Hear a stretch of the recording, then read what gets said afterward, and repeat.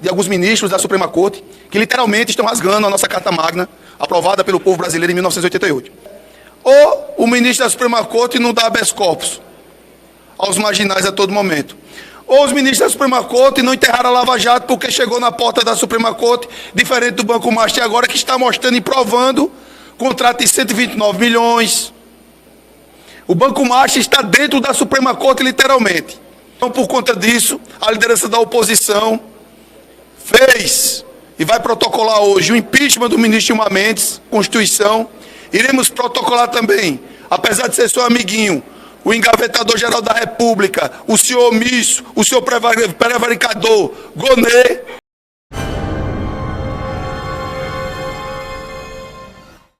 Boa tarde, pessoal. Momento muito importante para a democracia brasileira.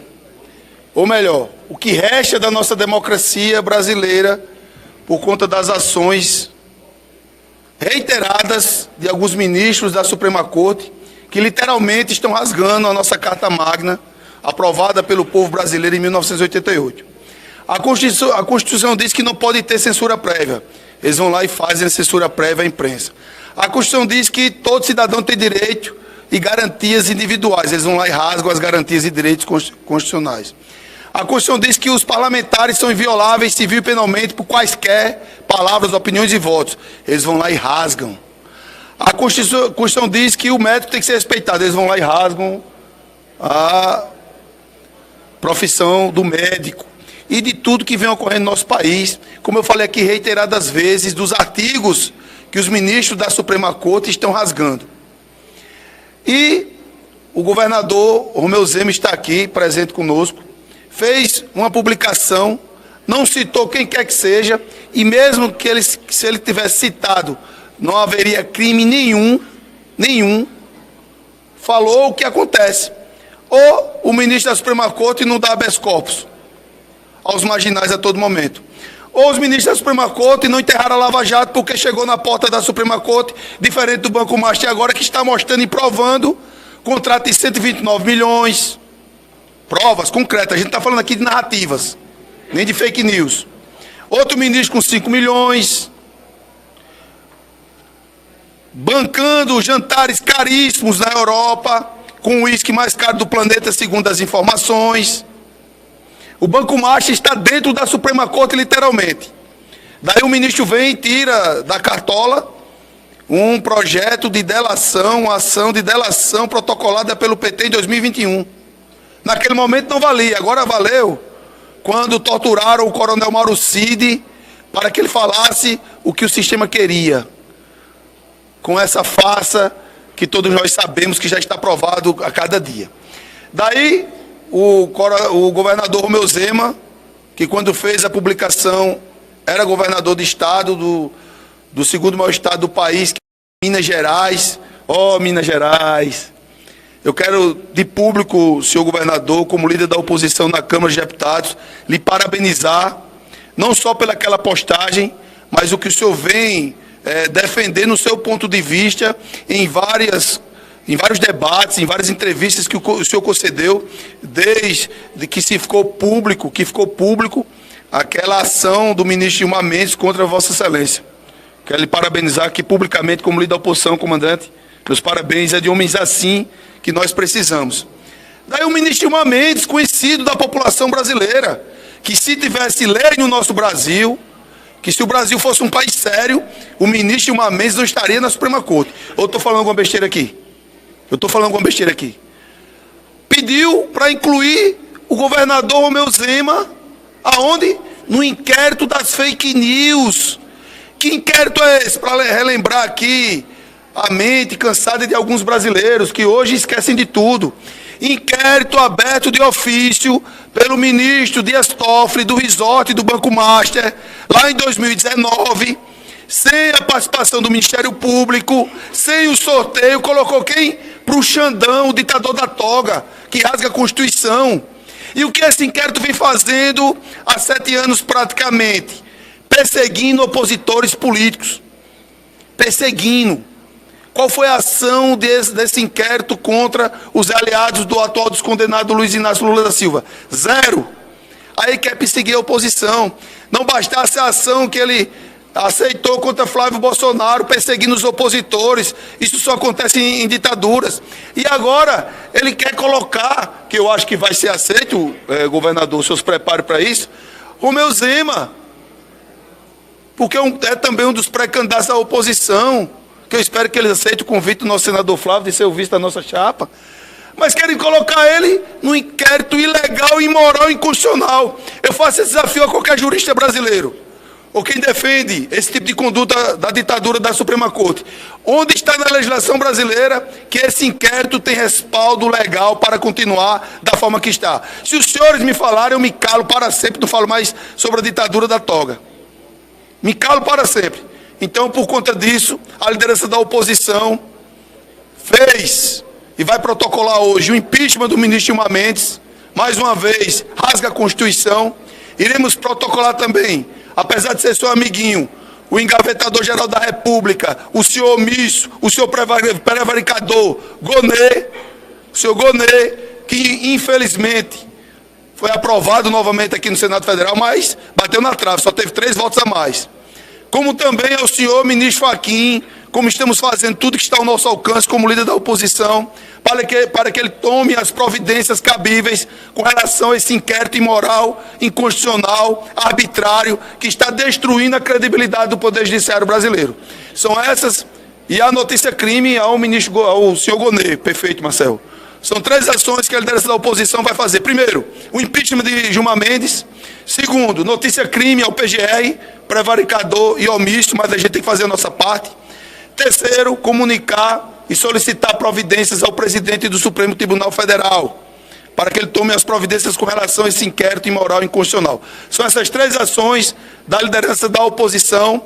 Quem vai falar agora é o governador Romeu Zema, e posteriormente aberto às perguntas, não só desse tema, como de qualquer tema aqui na Câmara de Deputados. Muito obrigado.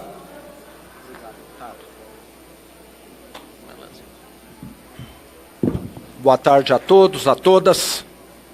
Primeiro eu quero agradecer o nosso deputado Cabo Gilberto pela iniciativa, me solidarizar com ele também, que tem assistido aqui de perto, de camarote, todos esses fatos estarrecedores que têm acontecido no que ainda me parece que resta de uma democracia.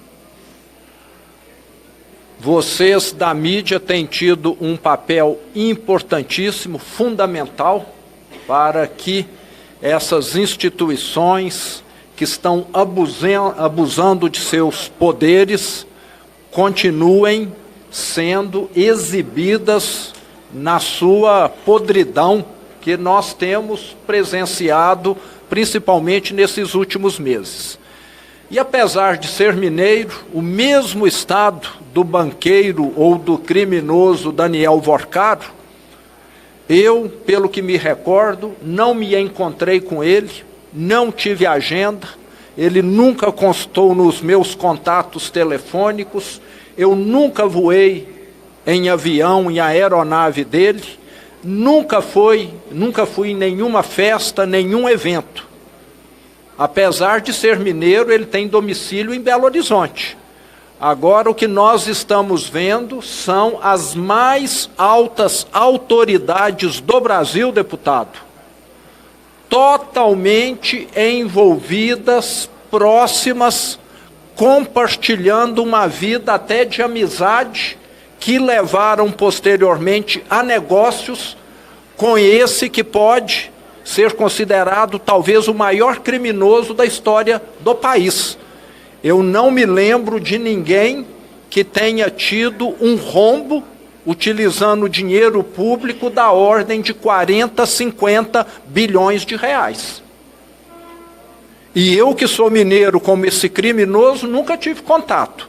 E gente aqui do mais alto nível da República, do Judiciário, do Legislativo, do Executivo, próximas desse senhor. Isso é muito preocupante. Parece que a régua baixou demais com esse governo. E eu quero lembrar que Nós do Partido Novo já propusemos, inclusive a semana passada, medidas para poder estancar essa pouca vergonha, essa podridão que parece que só aumenta aqui em Brasília. Primeiro, maioria do Senado é suficiente para abrir qualquer inquérito, qualquer investigação, qualquer pedido de impeachment. Não ficar dependendo de presidente omisso que tem o rabo preso. Esse é um dos pontos. Segundo, só nomear para o Supremo quem tiver 60 anos ou mais. Quem já atingiu uma maturidade, uma estabilidade na vida, que já teve uma carreira que será coroada com um cargo no Supremo. É assim que se nomeia Papa? Nunca vi um Papa de 40 anos, 30. Pode ter tido lá atrás, na época da bagunça na Igreja Católica. Hoje, não mais. Queremos também acabar com as decisões monocráticas. Os parlamentares aqui votam, uma canetada do Supremo e está tudo desfeito. Isso precisa mudar no Brasil. Eu tenho certeza que o caminho é esse. Hoje o Supremo está podre como está, porque foi para o Supremo o advogado do presidente, foi para o Supremo o advogado do partido do presidente, foi para o Supremo o ministro nomeado pelo presidente. Desse jeito, só faltou colocar filho, neto. Eu falo que como governador de Minas, fiquei 7 anos, eu não levei um parente. E olha que Minas Gerais tem 300 mil funcionários públicos. Não tive um parente que fez um contrato se beneficiando do meu cargo. Então, dá para fazer certo. Fiquei 7 anos como governador sem um escândalo, sem uma corrupção, com total transparência. Já mostramos que dá para fazer certo, sim. E é disso que o Brasil precisa, porque o brasileiro está cansado. É Brasília aqui vivendo na riqueza e o brasileiro vivendo na pobreza. São esses políticos, esses intocáveis vivendo no luxo e o brasileiro vivendo no lixo. Eu tenho certeza, Cabo Gilberto, que em outubro a resposta será dada. Esses intocáveis vão ser substituídos pelos brasileiros de bem, que o brasileiro está cansado de ver tanta coisa errada e está levando esse tapa ou esse soco na cara todos os dias. Obrigado.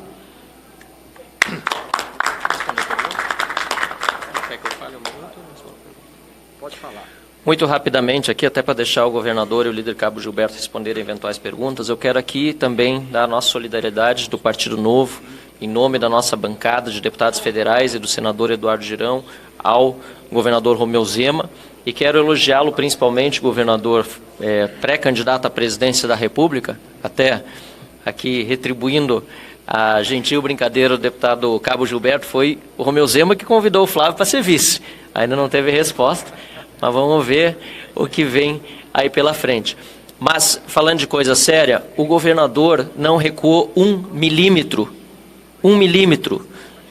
Pelo contrário, desde que veio a público que ele, Romeu Zema, está agora potencialmente como alvo do inquérito das fake news por pedido do ministro Gilmar Mendes, ele tem dobrado a aposta, aumentado o tom e dito que não vai se intimidar. Porque o instrumento que estão utilizando contra a oposição já há 7 anos visa nos calar, visa nos censurar, visa fazer com que os deputados que não concordam com o sistema, sejam eles de direita ou de qualquer outra orientação política, não exponham os abusos que estão acontecendo, a corrupção, essa farra dos intocáveis.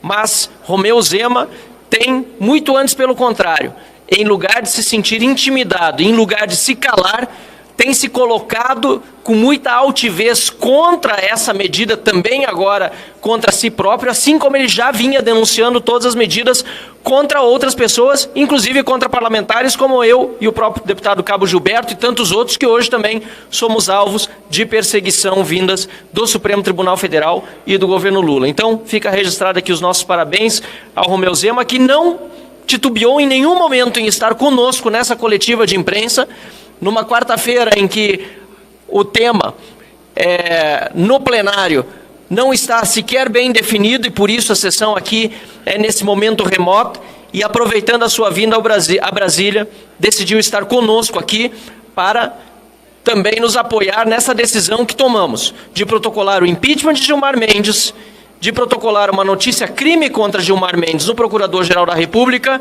e também oficiar o presidente do Supremo Tribunal Federal, Edson Fachin, para que dê fim, cabo a este inquérito das fake news. Muito obrigado a todos. Boa tarde, deputado Silvio Antônio, PL Maranhão. Falando sobre o Supremo, protocolei uma proposição, uma PEC, que intitulei Imparcialidade do Judiciário, que estabelece uma quarentena caso aconteça a possibilidade, que tem acontecido, de transferência de pessoas nos poderes. Então, o que diz a PEC? Se ali a pessoa exerce cargo ou tem um mandato no Legislativo ou cargo no Executivo, para que ele seja indicado ao Supremo ou qualquer outro tribunal, ele precisa cumprir uma quarentena de pelo menos 5 anos, desincompatibilizar das suas funções para poder ser indicado. E também vice-versa, se temos pessoas nos tribunais, ministros, que queiram ocupar cargos depois no Executivo ou no Legislativo, também cumprir uma quarentena. Imaginem só se um desses 11 ministros resolvem se candidatar a presidente da República. Imaginem que hoje a nossa Constituição isso é possível. E aí vai ter um presidente com seus camaradas no Supremo que, se isso acontecer, já estão servindo de camaradas ao presidente. Então nós precisamos fazer alguma coisa e a nossa resposta é o parlamento, é a mudança na Constituição. E por isso eu tenho essa proposição. Muito obrigado. Vamos abrir agora para as perguntas. Agora quero deixar claro a todos vocês, como líder da oposição, não estamos fazendo nenhum tipo de ataque à instituição Supremo Tribunal Federal do Brasil. Estamos fazendo, sim, denúncias gravíssimas de homens que fazem parte, e mulheres, obviamente, que tem uma mulher lá, que fazem parte da alta corte do judiciário brasileiro, que estão cometendo crimes, como a gente está exemplificando aqui e provando. Porque depois vão dizer, não, a oposição está atacando as instituições, com esse argumentozinho que eles vêm utilizando para atacar literalmente a democracia brasileira. Queremos um Supremo forte, firme, altivo e independente, como diz o artigo 102 da nossa Carta Magna. Não esse Supremo Tribunal Federal que rasga a Carta Magna. Deixar claro isso a todos vocês. A senhora que fez a pergunta, Pojão.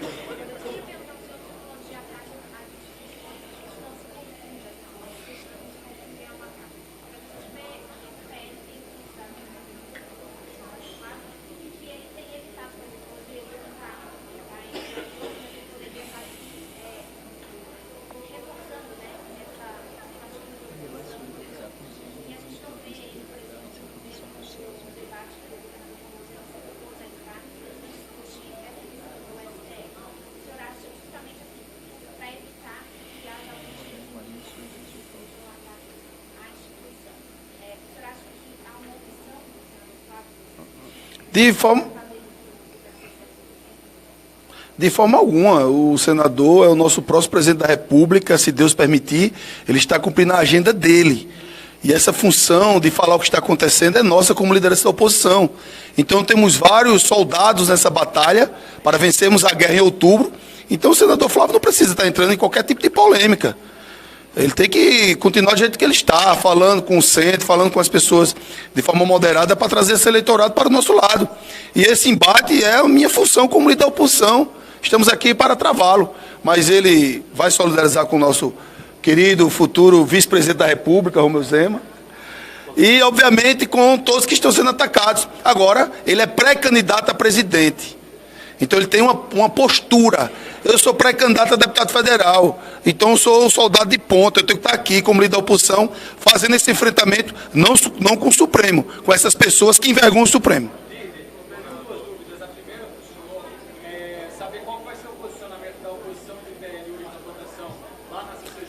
Rapaz, já vamos mudar o assunto, vamos falar sobre o quê? Ô, sofrimento, rapaz.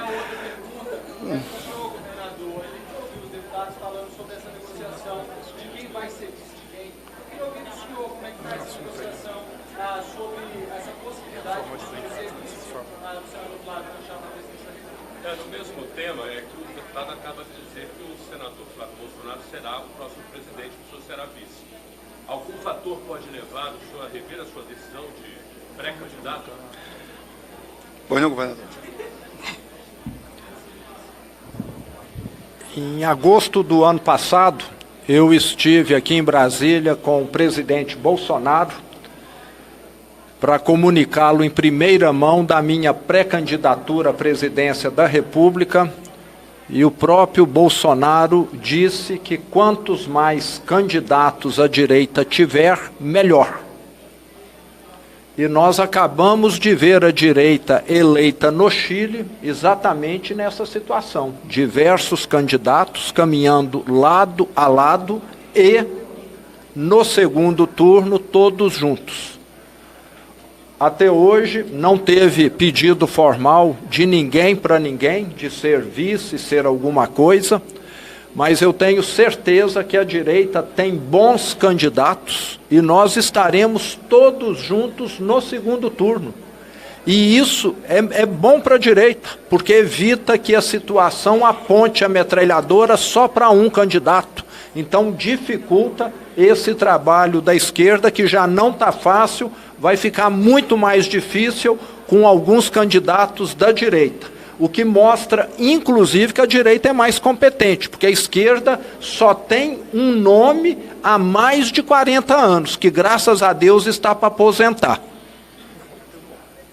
Mais alguém? Não. Já vai vir, já vai, esse assunto aí. Governador, abre pra gente um pouco sobre a conversa com o Flávio. O deputado brincou que chamou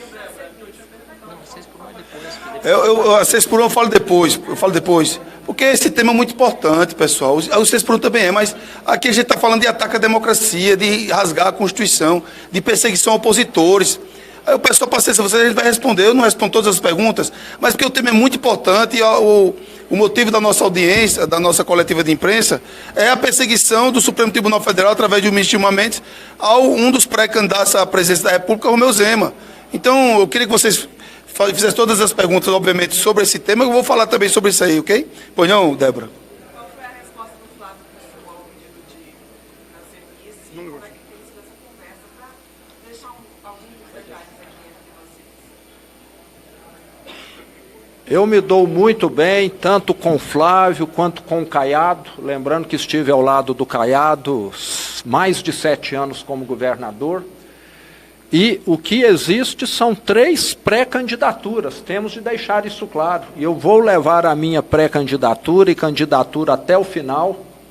Nós do Partido Novo temos diversas propostas que são diferentes. E eu já comecei a percorrer o Brasil, mostrando aquilo que foi feito em Minas Gerais. Eu que recebi um estado arruinado pelo PT, e que em 7 anos entreguei ele completamente diferente para o meu sucessor. Então nós levaremos, vamos estar juntos, como eu disse, no segundo turno. E como o cabo Gilberto disse, o que nos está preocupando mais nesse momento é esse atentado às instituições. Se aquelas manifestações aqui de 8 de janeiro, como alguns dizem, foi uma tentativa de golpe de Estado, que na minha opinião foi depredação e vandalismo, nada além disso, agora realmente nós estamos vendo um atentado à democracia. Não pode fazer mais caricatura, não pode ser mais irônico, daqui a pouco vocês estão todos calados e censurados aí, se esse avanço continuar. vocês precisam tomar muito mais cuidado, até porque a minha profissão não é jornalista, né? Eu sou um político eleito e estou sendo tolhido da minha liberdade de expressão. Nem citar diretamente o ministro eu citei. Quem viu lá viu que é um bonequinho, um fantoche. Será que não podemos mais fazer esse tipo de coisa, que é tão comum em toda a democracia no mundo? Isso não pode ser feito hoje, pelo que eu sei, é na Coreia do Norte, é em Cuba, são em alguns regimes totalmente autoritários, e parece que é o que nós estamos correndo risco, nesse momento, de caminharmos nesse sentido. Pessoal, por gentileza, alguém tem alguma pergunta sobre o tema, para a gente encerrar a questão do tema? Sobre o tema. Eu sou advogado, estou aqui como advogado.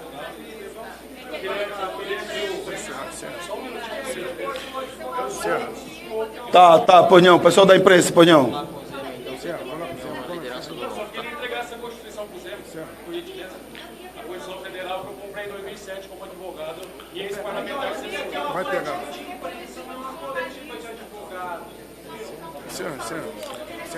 Posso encerrar, pessoal? Vamos protocolar assim. Então vamos, Ponhão, para não ser cavalheiro com a senhora.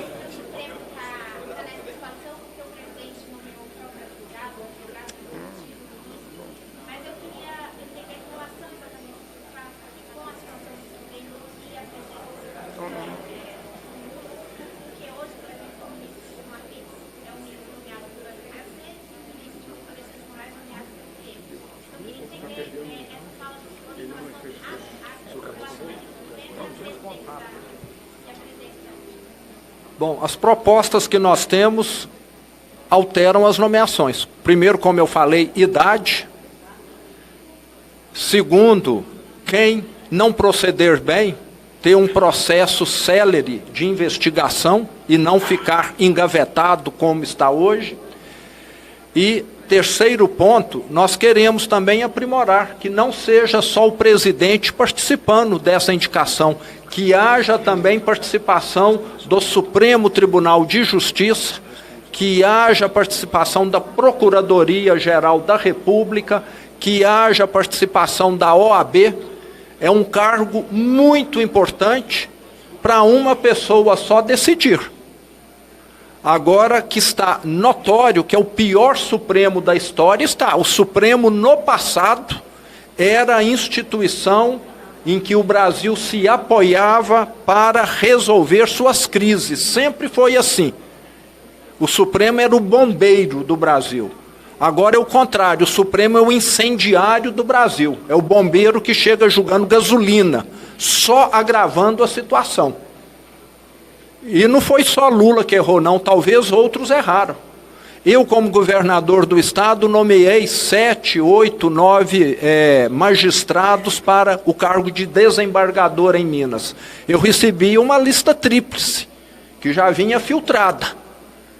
E fiz questão de conhecer todos os candidatos, de analisar profundamente o histórico de cada um.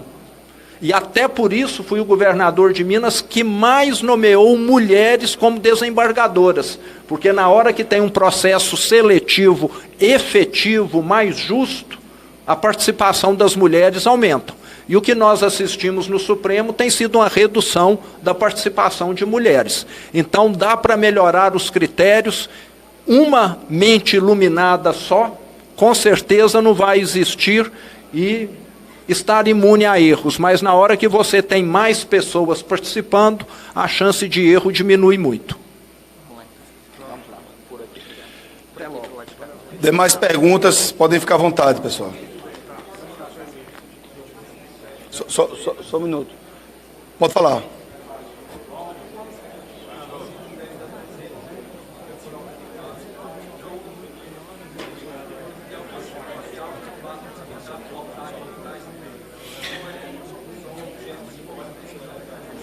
Não é simbólico de forma alguma. Estamos fazendo o que determina a legislação. É o que está ao nosso alcance como parlamentar. A gente não tem maioria no Senado Federal, como é de conhecimento de todos. Mas a cada dia que passa, a situação dos ministros da Suprema Corte, não é do STF, para deixar claro aqui, para dizer que estamos atacando as instituições, piora a cada momento. Quem diz isso sou eu, são as pesquisas de opinião. A aprovação da Suprema Corte hoje não tem 2 dígitos. O desgaste bate recorde. Então, água mole em pedra dura, tanto bate até que fura. Quantos pedidos de impeachment for necessário apresentar, nós iremos apresentar, porque, diferentemente do PGR, nós não podemos prevaricar. Ele perguntou primeiro, pode ser? Pois não, comandante, faça a pergunta do senhor.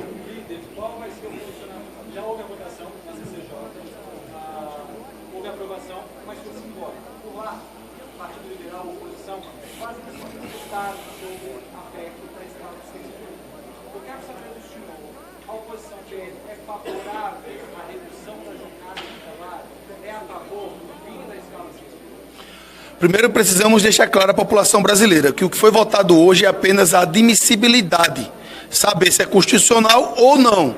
Agora vai para os debates.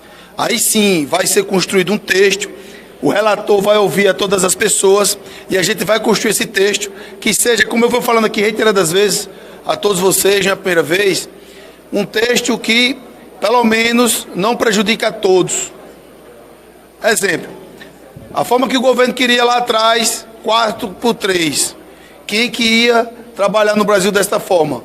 Ia ser justamente o contrário, iria aumentar o desemprego em nosso país. Então estamos ouvindo o setor produtivo.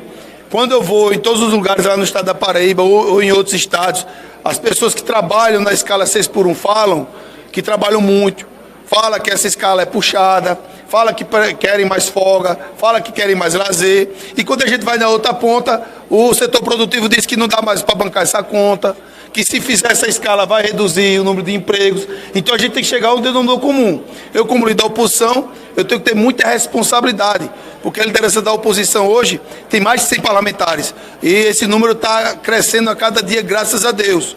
Então a gente tem que ter muita responsabilidade, meu comandante. Vamos agora para os debates. Eu sou totalmente favorável ao debate.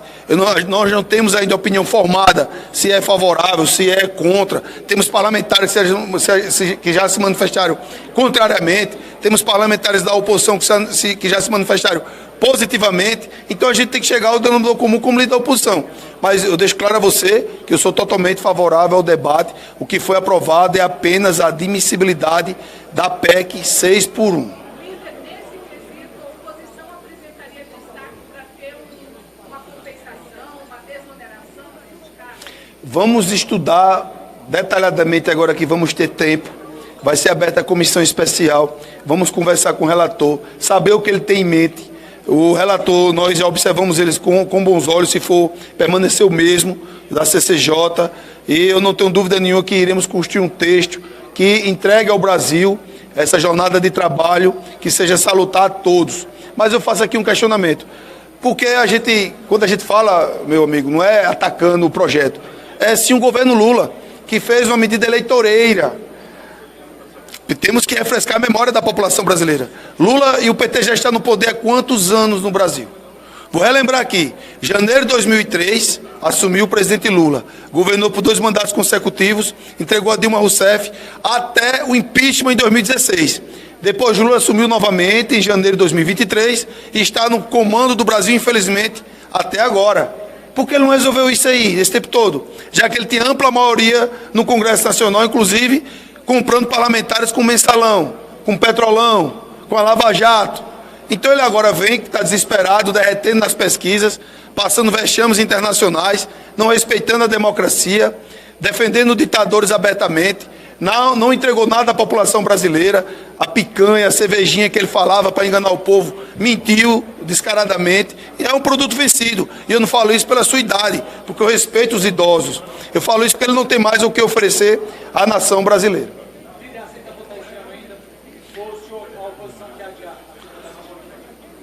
Vou responder o senhor da forma que eu respondi da outra pergunta. A oposição não tem obstáculo nenhum em votações. A oposição, a liderança da oposição não tem obstáculo nenhum ao tema. Vamos construir um texto. O que mais me preocupa agora é o texto, para ficar viável à nação brasileira. Porque, vejam só, os senhores lembram aqui em 2023, eu votei contra aquele projeto do desgoverno Lula, que falava, não, a gente precisa equiparar homens com mulheres no mesmo salário. E eu disse, Isso já existe na CLT desde 1952. O que Lula está fazendo é jogar para a galera, dificultando mais ainda a vida das mulheres. O que foi que aconteceu? Peguem os dados de 2003 para cá, 2023 para cá, a redução da contratação das mulheres se reduziu. Por quê? Porque o governo Lula jogou para a galera e quem foi prejudicado? As mulheres, que ele falou que estava defendendo as mulheres. Então a gente tem que ter responsabilidade. Esse projeto é um projeto polêmico, que tem que ter amplo debate. A gente não pode aqui simplesmente jogar para a galera quem vai pagar essa conta. E se tiver desemprego no Brasil? Aí vão falar o quê? Vão acusar a gente, então a gente tem que ter responsabilidade. Diferente do desgoverno Lula, a oposição tem responsabilidade.